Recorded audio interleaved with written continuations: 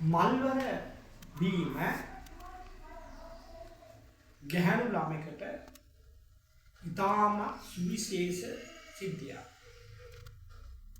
දැන් මල්වර දරුවා තනි වුණා.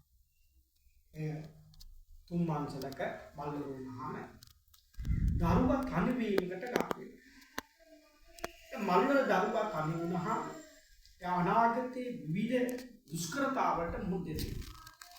සමහර ලාවට මේ අමනුෂ්‍ය බලපෑම් නිසා ඒ දරුවට අනාගතයේ විශාල කරදර වලට මුහුණ දෙන්න සිද්ධ වෙනවා. ඉතින් ඒ නිසා මල්වර දරුවව මල්වර නාන අවස්ථාවේදී මේ දෝෂේ ඉවත් කරගන්න ක්‍රමයක් තියෙනවා. තනිවීම අයින් කරන්න ක්‍රමයක් තියෙනවා අපේ පරණ විදියට. ඒ තමයි මල්වර දරුවා නාවන්න පෙර දවසේ කපුට හඬලන්නට පෙර උදේ වරුවේ පුහුඩා ලිඳකින් වතුර කලයක් ගන්න. පුහුඩා ලිඳ කියලා කියන්නේ වෙල් ළඟ අලුතෙන් කපා ගන්න ලිඳකට.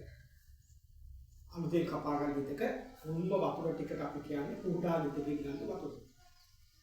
ගඟක නම් මෙරළේ වැලි ටික ඈත් කරලා අපි ලිඳක් හදාගන්න. මේ ගන්න වතුරට තමයි අපි කියන්නේ පුහුඩා ලිඳකින් ගන්න වතුර. දැන් මේ පුහුඩා ලිඳකින් ගත්ත වතුර කාරයට අමුකහ වදකහ සුවඳ කොට සැවන්දරාහු කොහොඹ පොළ වෙලිවැල් ගැට එක නැත්තේ දෙහිගිරි තුනක් කපලා දාන්න.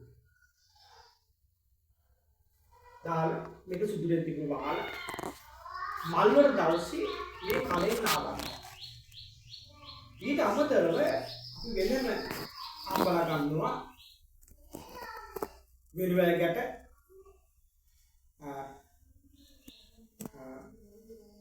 ගම්සූරිය පොළ පොතු ඊළඟට සරන්තරාමුල් කොහොඹ පොළ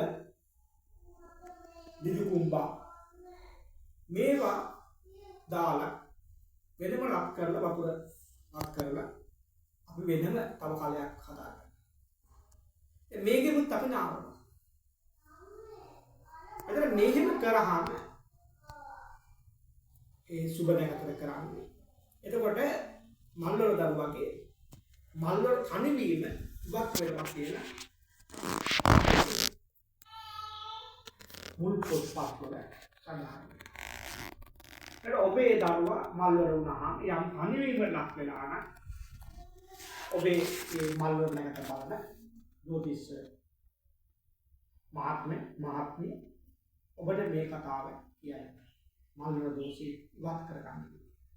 මොකද මල්වර දෝෂය ඇතිව ගියොත් ඒ දරුවට විවිධ කරදර වලට මල්වර වීමෙන් පසුව මුහුණ දෙන්නේ. ඒක වළක්ව ගන්න මේ මල්වර දෝෂ ඉවත් කරන ක්‍රමය ඔබ කරගන්න. එතකොට ඔබේ දරුවාට අනාගතේ ඉතාමත් යහපත් වේ. දරුවාගේ අනාගතේ ඉතාමත් දියුණු වේ. එහෙනම් තේරුම් ගන්න.